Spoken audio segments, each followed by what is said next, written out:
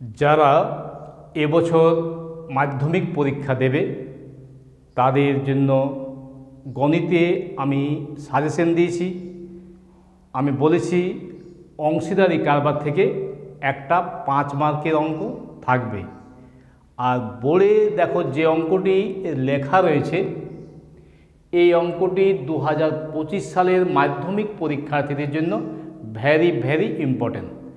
আজকের এই ভিডিওটি দেখার পর তোমরা অনায়াসে এই অঙ্কটি করতে পারবে, পরীক্ষায়ও করে আসতে পারবে। তাই সকলে ভিডিওটি দেখো আর চ্যানেলটি সাবস্ক্রাইব করে রাখো, ভিডিওটিতে লাইক দাও যদি ভালো লাগে তবে। তো চলো অঙ্কে যাই। অঙ্কে রয়েছে বছরের শেষে বছরের প্রথমে প্রদীপবাবু ও আমিনা বিবি যথাক্রমে 24,000 টাকা ও 30,000 টাকা দিয়ে ব্যবসা শুরু করেন। দুজন ব্যবসা করছে, কে? প্রদীপবাবু ও আমিনা বিবি। কত টাকা দিচ্ছে? প্রদীপবাবু দিচ্ছে 24,000 টাকা, আমিনা বিবি দিচ্ছে 30,000 টাকা। প্রদীপবাবু 5 মাস পরে কিন্তু আরও টাকা দিচ্ছে। কত টাকা দিচ্ছে? 4,000 টাকা।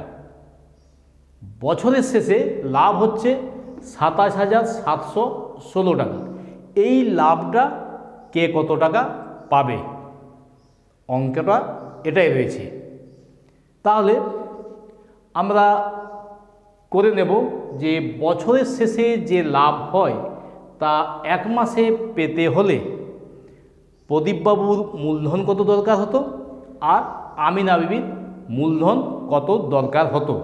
তো চলো লিখে দিচ্ছি। বছরের শেষে যে লাভ হয় তা 1 মাসে পেতে হলে প্রদীপবাবুর মূলধন দরকার হবে, মূলধন দরকার হবে বা প্রয়োজন হবে। তাহলে প্রদীপবাবু কত টাকা দিয়েছে? 24,000 টাকা। 24,000 টাকা প্রদীপবাবু দিয়েছে। এটি 12 মাস থাকছে, প্লাস 5 মাস পরে আরও 4,000 টাকা দিচ্ছে। এটা ক মাস থাকছে? 4,000 টাকাটি 5 মাস পরে দিচ্ছে, তো 7 মাস থাকছে। 7 5 12, এবার 7 গুণ করো, 4,000 টাকাটা 7 মাস থাকছে। গুণ করো, 24 12 গুণ করলে কত হয়? 24 12 গুণ করো, 4 2 8, 2 2 4, 24 1 24, 288 লিখো। 288, 3টে শূন্য যোগ 4 7 28, কটা শূন্য? 3টে শূন্য। এই টাকাটা এবার এই দুটো টাকা যোগ করে নিচ্ছি। 28 3টে শূন্য, 288 3টে শূন্য আর 28 3টে শূন্য, কত হয় যোগ করলে? 3টে শূন্য। 8 8 16, 8 2 10, 1 3, 316 3টে শূন্য দাও। 316 3টে শূন্য, এই টাকাটি অর্থাৎ 3,16,000 টাকা। এবার বছরের শেষে যে লাভ হয়, বছরের শেষে যে লাভ হয় তা 1 মাসে পেতে হলে আমিনা বিবির প্রয়োজন হবে, আমিনা বিবির মূলধন প্রয়োজন হবে।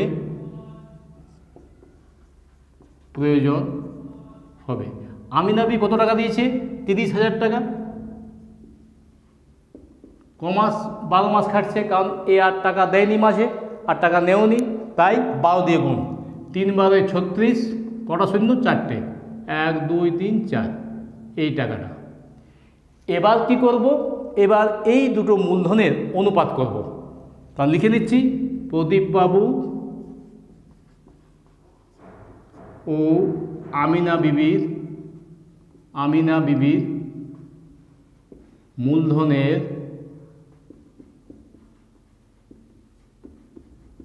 অনুপাত সমান, এর হচ্ছে 316 3টে শূন্য, এর হচ্ছে 36 4টে শূন্য, তাহলে 3টে শূন্য 3টা কেটে দিচ্ছি, 3টে শূন্য 3টা কেটে গেল, 2 দিয়ে ভাগ করো, 2 1 2, 5 2 10, 8 2 16, 2 দিয়ে ভাগ, 8 2 36, 36-এর পর 4টে শূন্য আছে, দেখো এটা 4টে শূন্য, তাহলে একটা শূন্য থাকছে, এখানে একটা শূন্য থাকছে। 2 দিয়ে ভাগ করো, 7 2 14, 9 2 18, 9 2 18, 79:90।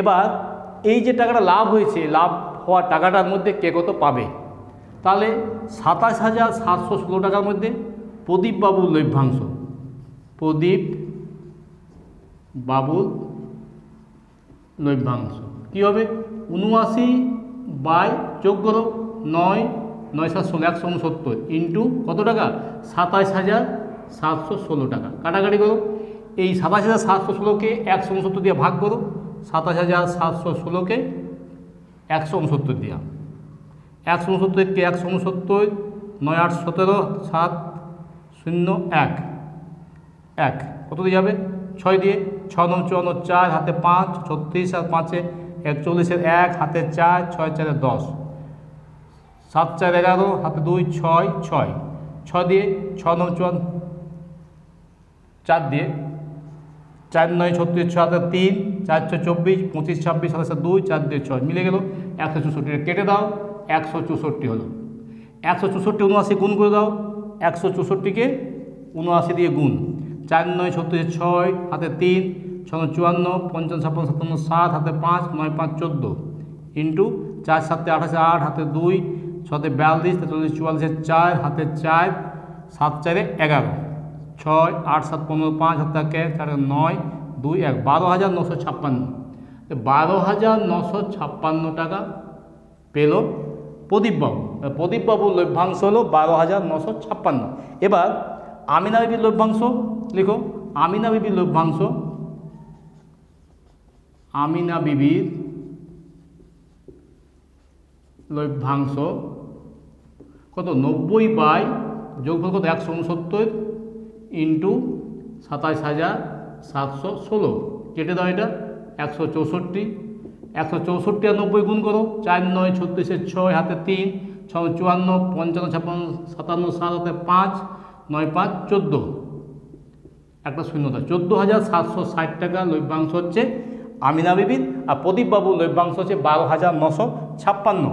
তাহলে দেখবে এই দুটো যোগ করলে এই লভ্যাংশটা চলে আসবে, দেখো যোগ করে 6 7 5, দেখো এখানে 6 6 5 11 1 হাতে 8 8 9 17 7 1 5 6 7 1 2, 27,716 টাকা যোগ করলে হয়ে যাবে। আশা করি অঙ্কটা বুঝেছো। যদি অঙ্কটি বুঝতে পেরেছো, তোমাদের যদি ভালো লেগেছে চ্যানেলটি সাবস্ক্রাইব করো, আর পরবর্তী ভিডিওর জন্য অপেক্ষা করো। আমি সমস্ত বিষয়ের সাজেশন তোমাদের মাধ্যমিক পরীক্ষায় 2025 সালে যারা মাধ্যমিক পরীক্ষা দেবে তাদের জন্য আমি সাজেশন তৈরি করেছি। তোমাদের সাজেশনগুলো আমি দেব, তার সাথে উত্তরও তোমাদের দেব, এভাবে বুঝিয়েও দেব বাকি বিষয়গুলো, অঙ্ক, ইংরেজি, ইতিহাস, ভূগোল, জীবনবিজ্ঞান, ভৌতবিজ্ঞান, সমস্ত বিষয়ে তোমরা এই চ্যানেলে সাজেশন পাবে, তার সাথে উত্তর পাবে। চ্যানেলটি সাবস্ক্রাইব করে রাখো। দেখে নাও অঙ্কটি বুঝতে পারলে কিনা। এবছর মাধ্যমিকে অন্তর্বৃত্ত অঙ্কন পড়বে, অংশীদারি কারবার পড়বে, আর বলেছি পিথাগোরাসের উপপাদ্য পড়বে। 3টি ভালো করে তৈরি করো। বাকি সাজেশনগুলো পরের ভিডিওতে আমি আসছি শীঘ্রই। তোমরা চ্যানেলটি সাবস্ক্রাইব করো, চ্যানেলের পাশে থাকো।